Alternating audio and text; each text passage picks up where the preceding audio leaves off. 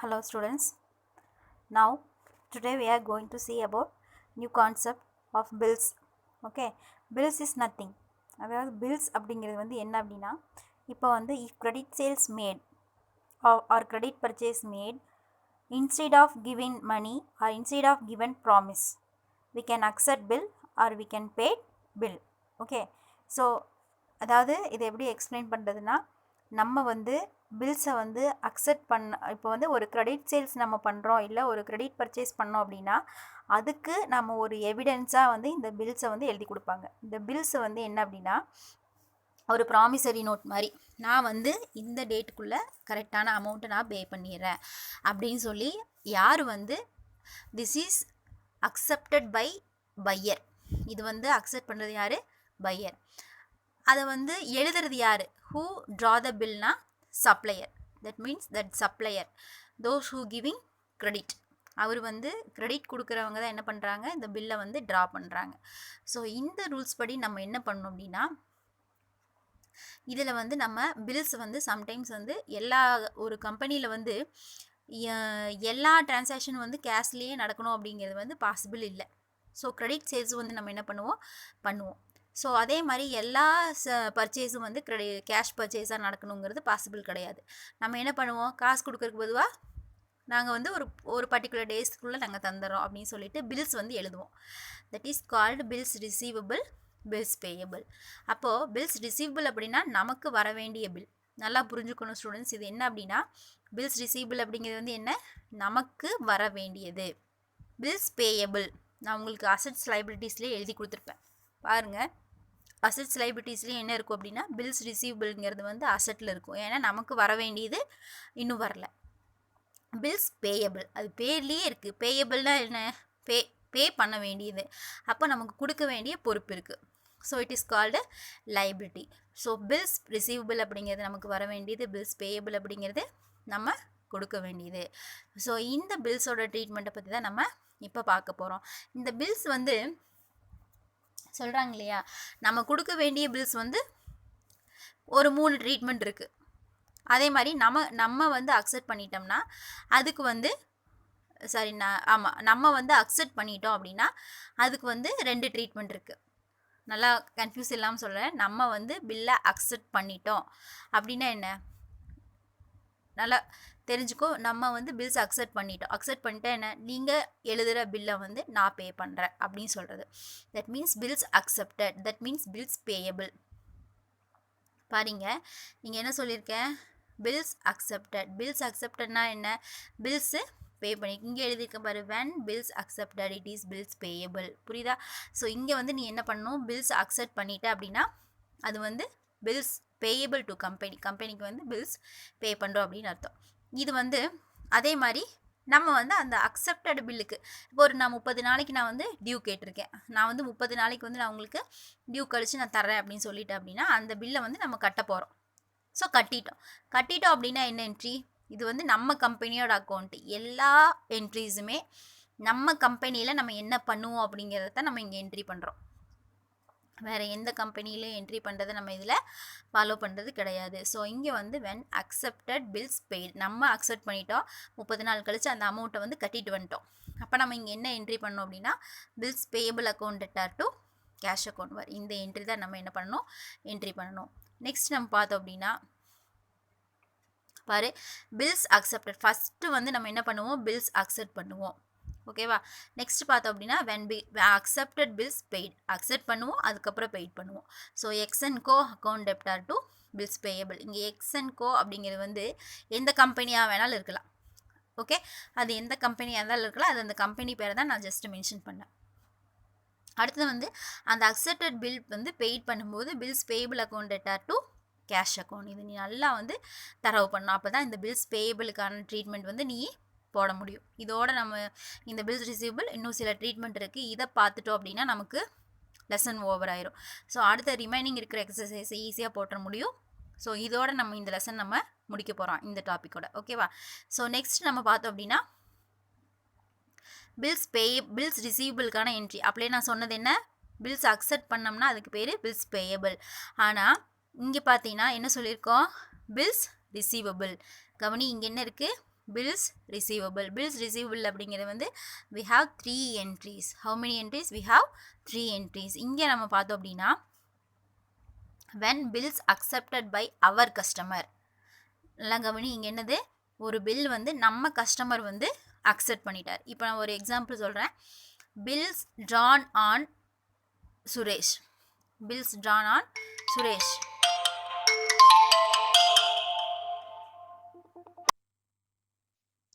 பாரு, when bills accepted by our customer அப்படின்னா அதுக்கு பேர் bills receivable. ஒரு எக்ஸாம்பிள் நான் சொல்லிட்டு இருந்தேன் இல்லையா, அப்போ வந்து ஒரு ஷாம் bills drawn on Mr. Suresh, that bill was accepted by him. நம்ம பில் வந்து சுரேஷ் மேல எழுதியிருக்கோம், அவர் வந்து அக்செப்ட் பண்ணிட்டாரு. So it is a bills receivable. ஓகேவா, இது என்னது, நமக்கு bills receivable. So in this case of bills receivable we have to enter 3 entries. Okay, எத்தனை என்ட்ரிஸ் எழுதணும், 3 என்ட்ரிஸ் எழுதணும். அதுல வந்து என்னென்ன என்ட்ரிஸ் வரும் அப்படின்னா, சம்டைம்ஸ் வந்து பில்ஸ் வந்து அக்செப்ட் பண்ண உடனே அதுக்கான அமௌண்ட்டை வந்து நம்ம என்ன பண்ணிடுவோம், ரிசீவ் பண்ணிடுவோம். சப்போஸ் நமக்கு வந்து அந்த பில் அமௌண்ட் வந்து இப்போ சுரேஷ் சொன்னேன் இல்லையா, அவர் அக்செப்ட் பண்ணிட்டாரு, ஆனால் எத்தனை மாதத்துக்கு எழுதியிருக்காரு, ஒரு 3 மந்த்ஸ்க்கு எழுதியிருக்காரு. திடீர்னு நமக்கு ஒரு எமர்ஜென்சி, நமக்கு பணம் வேண்டியது இருக்கு, இப்போ நம்ம கையில் பணம் இல்லை. அப்போ நம்ம எங்கே போவோம் அப்படின்னா, வி கேன் அப்ரோச் பேங்க். நம்ம என்ன செய்யலாம், அந்த பேங்க்கில் போய் அந்த பில்ஸை கொண்டு போய் நம்ம என்ன பண்ணலாம், அவங்க கிட்ட கேட்டு, இந்த மாதிரி எங்களோட பில்ஸ் இருக்கு, இதை வந்து நீங்கள் எனக்கு டிஸ்கவுண்ட் பண்ணி கொடுங்க, எனக்கு என்ன பண்ணி கொடுக்கணும், டிஸ்கவுண்ட் பண்ணி கொடுங்க அப்படின்னு சொல்லணும். ஸோ அந்த டிஸ்கவுண்ட் பண்ணி கொடுத்த பில்லை வந்து நம்ம என்ன பண்ணுறோன்னா, அதுக்கான பணத்தை வந்து இப்போ ஒரு 20,000 வர வேண்டியது இருக்கு. சுரேஷ் வந்து நம்ம கொடுக்க வேண்டியதில் 20,000 வர வேண்டியது இருக்கு. 3 மந்த்ஸ்க்கு எழுதியிருக்காரு. 3 மந்த்ஸ்க்கு முன்னாடி நமக்கு 2 மந்த்ஸ்லேயே வந்து ஒரு எமர்ஜென்சி பணம் தேவைப்படுது. அப்போ வந்து செகண்ட் மந்த் நம்ம போய் வாங்குறப்போ என்ன சொல்றோம், அந்த செகண்ட் மந்த் போய் நம்ம சுரேஷ்கிட்ட கேட்க முடியாது. ஏன்னா அவர் டைம் வந்து 3 மாசம் கேட்டிருக்காரு. நம்ம 2வது மாசத்துலேயே இப்போ நமக்கு பணம் தேவைப்படுது, எமர்ஜென்சி அப்படிங்கிறதுனால அந்த பில்லை நம்ம எங்கே எடுத்துட்டு போறோம், நேரா பேங்க்குக்கு எடுத்துட்டு போறோம். பேங்க்ல போய் நம்ம என்ன சொல்றோம், எங்களுக்கு இது மாதிரி பணம் தேவைப்படுது, இந்த பில்லை வந்து எங்களுக்கு டிஸ்கவுண்ட் பண்ணி கொடுங்கன்னு சொன்ன உடனே அவங்க என்ன பண்ணுவாங்கன்னா, 20,000 ரூபாயில ஒரு 200 ரூபாய் கமிஷன் எடுத்துட்டு அந்த பில்லுக்கான அமௌண்ட் அந்த 19,800 ரூபாய் நமக்கு என்ன பண்ணுவாங்க, திரும்ப ரிட்டர்ன் பண்ணுவாங்க. ஸோ இந்த 19,800 ரூபாய்க்கு நம்ம வாங்கிட்டு வந்து அந்த அமௌண்ட்டை நம்ம யூஸ் பண்ணிக்கலாம். அதுக்கப்புறம் அந்த சுரேஷ் வந்து பணத்தை கட்டிட்டாரு, பேங்க்ல போய் அவர் என்ன பண்ணிடணும், பணத்தை கட்டணும். ஓகேவா, எங்க கட்டக்கூடாது, நம்ம கிட்ட கட்டக்கூடாது. ஏன்னா நம்ம போய் பேங்க்ல வந்து பில்லை டிஸ்கவுண்ட் பண்ணிட்டு வந்திருக்கோம். ஸோ அப்போ வந்து எல்லாமே இது எதில் நடக்கணும், பேங்க்ல தான் நடக்கணும். அப்போ பில்லை வந்து அவர் என்ன பண்றாரு, டிஸ்கவுண்ட் பண்றாரு. டிஸ்கவுண்ட் பண்ணதுக்கான அமௌண்ட்டை எங்க போய் கட்டணும்னு சொன்னேன், பேங்க்ல போய் கட்டணும். யாரு கட்டணும், சுரேஷ் கட்டணும். சொல்றது புரிஞ்சுதா? அப்போ சுரேஷ் வந்து கட்டுறாரு அப்படின்னா, கட்டலை, இப்போ கட்டினாருன்னா அதுக்கு ஒரு என்ட்ரி. ஆனா மேக்சிமம் என்ன ஆகும் அப்படின்னா, பில்ஸ் வந்து டிஸ்ஆனர் ஆகும். சொல்றது புரிஞ்சுதா? பில்ஸ் வந்து என்ன ஆகும், டிஸ்ஆனர் ஆகும். பில்ஸ் வந்து டிஸ்ஆனர் ஆகும்போது அதுக்கு ஒரு என்ட்ரி. இப்போ பாரு, இப்போ 3 என்ட்ரி. டிஸ்ஆனர் அப்படிங்கிறது வந்து என்ன அப்படின்னா, நம்ம கொடுத்ததுக்கான பணத்தை வந்து சுரேஷ் வந்து கட்டலை. அந்த 20,000 ரூபாய் அமௌண்ட் சொல்லியிருந்தேன் இல்லையா, அந்த பில்ஸுக்கான அமௌண்ட்டை சுரேஷ் வந்து கட்டினாதான் என்ன ஆகும், அதுக்கான அமௌண்ட்டை அவங்க வந்து பேங்க்ல இருந்து எடுத்துக்குவாங்க, இல்லாட்டி அவங்க எடுக்க முடியாது. ஸோ அதுக்கு பேர் என்ன அப்படின்னா டிஸ்ஆனர். செக்குக்கான பணத்தை வந்து நம்ம கட்டாம விட்டோம்னா அதுவும் டிஸ்ஆனர் தான். ஓகேவா, கேன்சல் ஆயிரும். ஸோ இதுதான் வந்து இந்த பில்ஸ் ரிசீவபிள் கேஸ்மா. ஸோ ஃபர்ஸ்ட் நம்ம என்ன பார்க்க போறோம் அப்படின்னா, bills received for the amount due.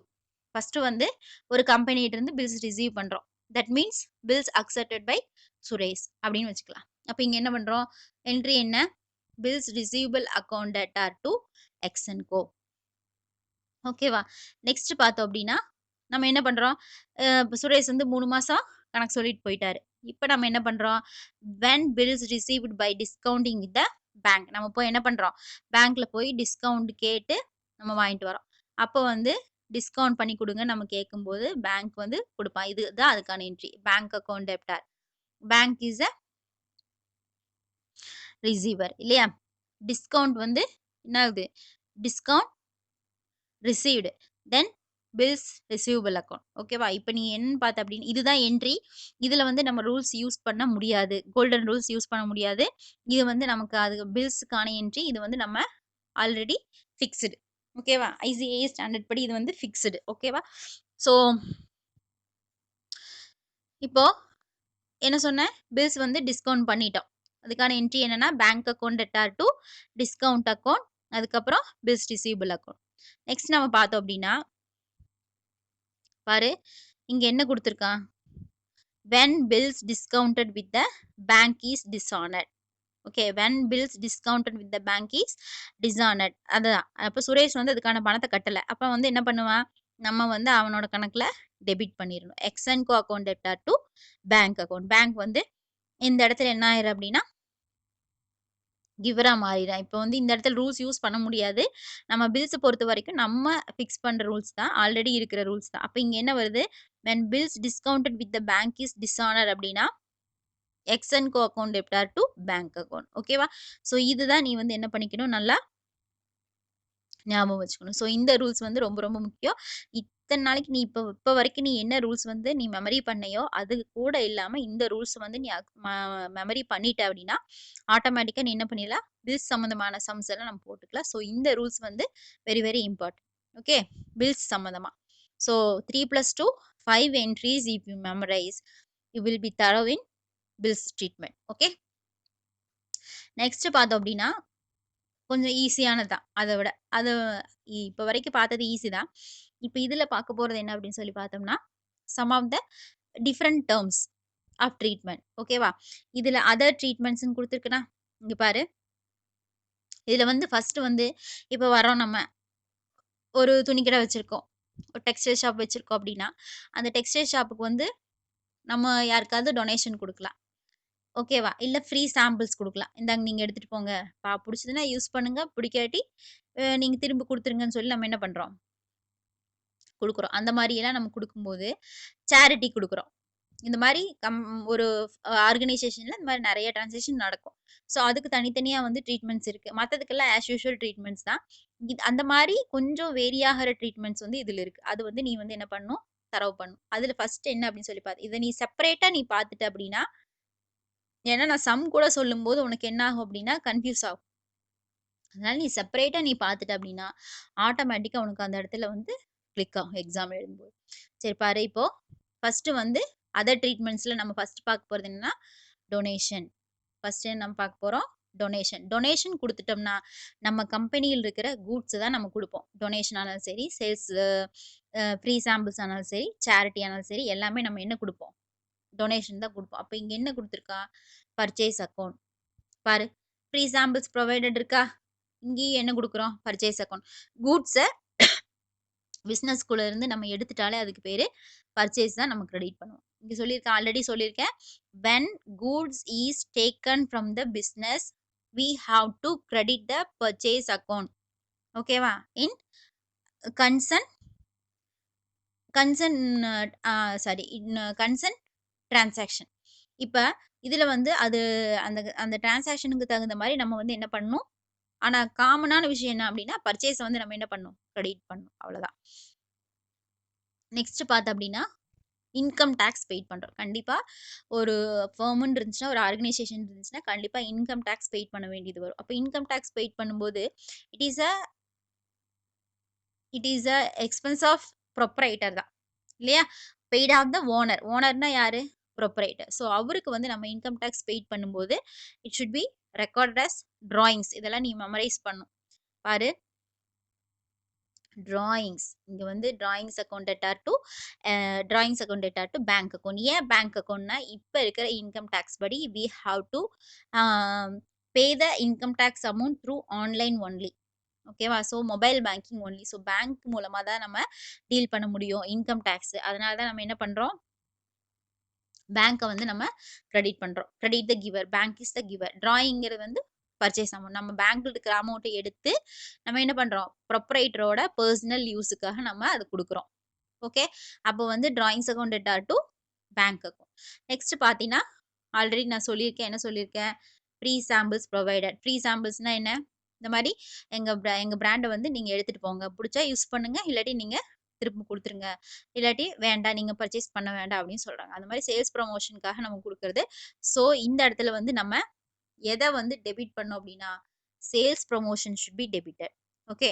Next பார்த்தீங்கன்னா, அதுல பர்ச்சேஸ் அக்கவுண்ட் தான் ஆல்ரெடி. அடுத்தது பார்த்தீங்கன்னா, இங்க என்ன? சாரிட்டி. சாரிட்டி நம்ம குடுக்கும்போது, சாரிட்டீஸ் அக்கவுண்ட் டூ பர்ச்சேஸ் அக்கவுண்ட். பார்த்தீங்கன்னா, ஒவ்வொன்னுக்கும் வந்து வேரி ஆகும். தெரியுதா? இங்க பாரு. இங்க வந்து எல்லாத்துக்கும் பாரு, ஒவ்வொன்னுக்கும் வந்து என்ன ஆகுது? ஒவ்வொன்ல இன்கம் டாக்ஸ் பெய்ட் பண்ணும்போது டிராயிங், ஃப்ரீ சாம்பிள்ஸ் குடுக்கும்போது சேல்ஸ் ப்ரமோஷன், சாரிட்டி குடுக்கும்போது சாரிட்டி, டொனேஷன் குடுக்கும்போது டொனேஷன். ஸோ இந்த 4 விஷயம் நீ நோட் பண்ணணும். நெக்ஸ்ட் பார்த்தோம் அப்படின்னா, லோன் வந்து வாங்குறோம். பேங்க்ல லோன் வாங்குறோம் இல்லையா? கண்டிப்பா லோன் வாங்குவோம். சப்போஸ் அந்த மாரி லோன் வாங்கும்போது கேஷ் கம்ஸ் இன். பேங்க் வந்து டெபிட் பண்ணும். Bank is a giver. ஆனா இந்த இடத்துல பேங்க் வைக்கிறதுக்கு பதிலா நம்ம என்ன பண்ணணும் அப்படின்னா, பேங்க் லோன வந்து கிரெடிட் பண்ணும். Cash comes in. பேங்க் வந்து என்ன ஆகும்? கிரெடிட் ஆகும். ஏன்னா bank is the giver for loan. ஓகேவா? லோன் குடுக்கறதுக்கான ஒரு பெர்சன். நெக்ஸ்ட் நம்ம பார்த்தோம் அப்படின்னா, என்ன சொல்லியிருக்கான்? Bad debts. கவனி. நெக்ஸ்ட் என்ன சொல்லியிருக்கோம் நம்ம? Bad debts. பாரு. Bad debts. பேட் டெப்ட்ஸ் அப்படின்னா, இப்போ ஒரு கஸ்டமர் வந்து என்ன பண்றான்னா, கன்டினியூஸா நம்மகிட்ட பிசினஸ் டீலிங் பண்ணிட்டே இருக்கான். ஆனா, ஒரு என்ன பண்றான்? நல்லா பிசினஸ் போயிட்டு இருக்கு. அவனுக்கும் பிசினஸ் போயிட்டு இருக்கு. நம்மகிட்டயும் நம்ம கன்டினியூஸா அவன் என்ன பண்றான்? நம்மகிட்ட டீலிங்ஸ் பண்ணிட்டே இருக்கான். ஆனா, திடீர்னு அவன் வந்து இன்சால்வென்சி ஆயிட்டான். இன்சால்வென்சினா என்ன? அவனால அந்த அமௌண்ட்ட பே பண்ண முடியாத ஒரு கண்டிஷனுக்கு வரதான் இன்சால்வென்சி கண்டிஷன். இன்சால்வென்சினா என்ன? நம்மகிட்ட அவனால சுத்தமா லாஸ் ஆயிட்டான்னு அர்த்தம். ஓகேவா? அப்போ அந்த மாரி இருக்கிற ஒரு சிச்சுவேஷன்ல அவன் என்ன பண்றான்னா, சோ அவனால திரும்ப பே பண்ண முடியாது. இன்னைக்கு வாங்க, நாளைக்கு வாங்கன்னு இழுத்துட்டே இருக்கிறான். ஆனா அவனால பே பண்ண முடியாது. ஆனா நமக்கு தெரிஞ்சு போச்சு. சரி இந்த அமௌண்ட் வந்து திரும்ப ரெக்கவர் ஆகாது. அப்போ அதுக்கு அந்த மாரி திரும்ப வரவே வராத ஒரு டெபிட் இருக்கும் இல்லையா? டெப்ட் மீன்ஸ் கடன். லோன். டெப்ட்னா என்ன? லோன். அப்போ நமக்கு வர வேண்டிய ஒரு கடன் தொகை திரும்ப வராம இருக்கிறது.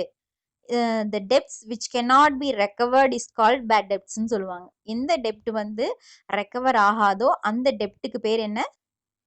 Bad debts. ஸோ அந்த பேட் டெபிட்ஸ் அப்போ வரவே வராதுன்னு சொல்லியிருப்போம்.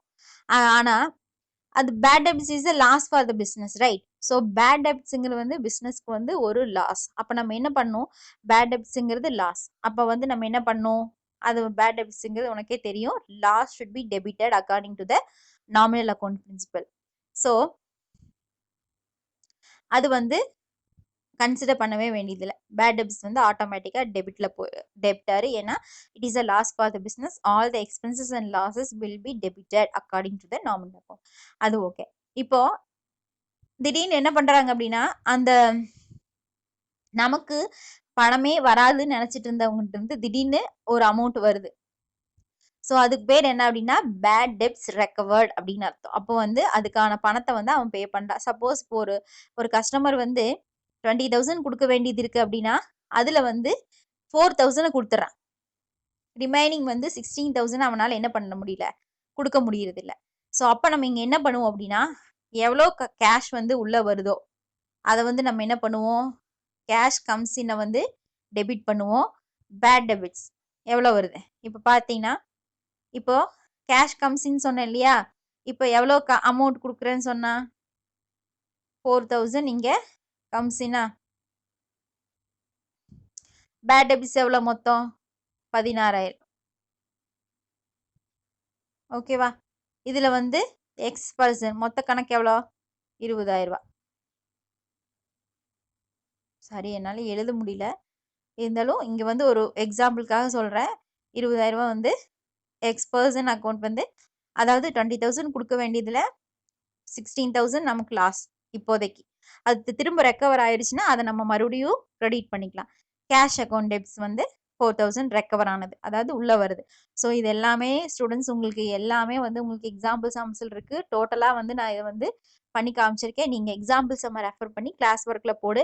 இந்த பேட் டெபிட்ஸ் ரிலேட்டடா வர்றது, சப்போஸ் இந்த மாதிரி ஒவ்வொரு என்ட்ரி இன்கம் டேக்ஸ் பெய்ட் பண்றது, இந்த மாதிரி சிங்கிளா கொடுத்து 2 மார்க்ல கேட்பான். அதெல்லாம் நம்ம என்ன பண்ணோம் அப்படின்னா, நம்ம வந்து ஜஸ்ட் இந்த 2 என்ட்ரீஸ் எழுதுனாலே நமக்கு என்னது? ஃபுல் மார்க் குடுத்துருவா. ஸோ, 2 மார்க்ஸ் மாரி வரும், 3 மார்க்ஸ் மாரி வரும். இந்த பேட் டெப்ட்ஸ் எல்லாம் வந்து 3 மார்க்ஸ்ல வரும். இன்கம் டாக்ஸ் பெய்ட் பண்றதெல்லாம் வந்து 2 மார்க்ஸ்ல வரும். அந்த மாரி வரதெல்லாம் நம்ம என்ன பண்ணிக்கலாம்னா, ஈஸியா நம்ம இந்த மாரி போட்டுக்கலாம். நம்ம விழுந்து விழுந்து தியரி படிச்சு எழுதுறதுக்கு அவசியமே கிடையாது. ஈஸியா நம்ம என்ன பண்ணிக்கலாம்? ஈஸியா அட்டெண்ட் பண்ணிடலாம். ஸோ, இப்ப நீ என்ன பண்ண வேண்டியது? உன்னோட டியூட்டி என்ன அப்படின்னா, இந்த ரூல்ஸ் எல்லாம் வந்து நீ தரவு பண்ற. தரவு பண்ணிட்டு, நான் சம் அடுத்து சொல்லி தருவேன். அத வந்து நீ என்ன பண்ற, ஆட்டோமேட்டிக்கா இந்த ரூல்ஸ் அப்ளை பண்ணி நீ அதுல போடுற. நீ இப்ப வரைக்கும் நீ கரெக்ட்டா நீ கிளாஸ் கவனிச்சுட்டு வந்துட்டு, எல்லா ரூல்ஸும் நீ கரெக்ட்டா மெமரைஸ் பண்ணி வச்சிருந்தேன் அப்டின்னா, நான் சொல்றத ஆட்டோமேட்டிக்கா நீ என்ன பண்ணலாம்? ஆட்டோமேட்டிக்கா நோட்ல என்ட்ரி பண்ணலாம். ஓகேவா? சரி நம்ம சம்ஸ் பார்க்கலாம். ஓகேவா?